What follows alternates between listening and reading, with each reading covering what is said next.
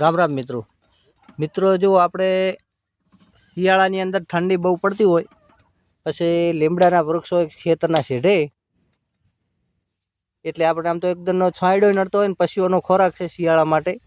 જો આ લીમડો પાડ્યો છે, બળદેવભાઈ લીમડો પાડેલા છે, એટલે આ લીમડો પશુઓને અત્યારે નાખશું એટલે પશુઓને ચારે થઈ જાય અને લાકડું બળતણમાં કમાઈ જાય અને પશુઓનો ખોરાક પણ શિયાળાની ઠંડીની અંદર બચત થઈ જાય. શું કેવું બળદેવભાઈ? અને લીમડા પશુને નાખે એટલે પણ રોગ પણ ના થાય. એક ઔષધિ તરીકે પશુઓ માટે સારામાં સારો ખોરાક. અને શિયાળે તો પશુ બહુ ખાય જ છે આ લીમડું.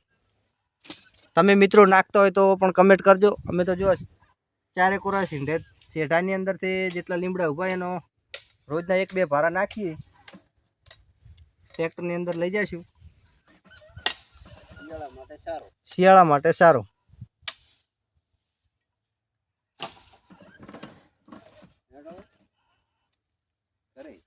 ચલો મિત્રો, નમસ્કાર.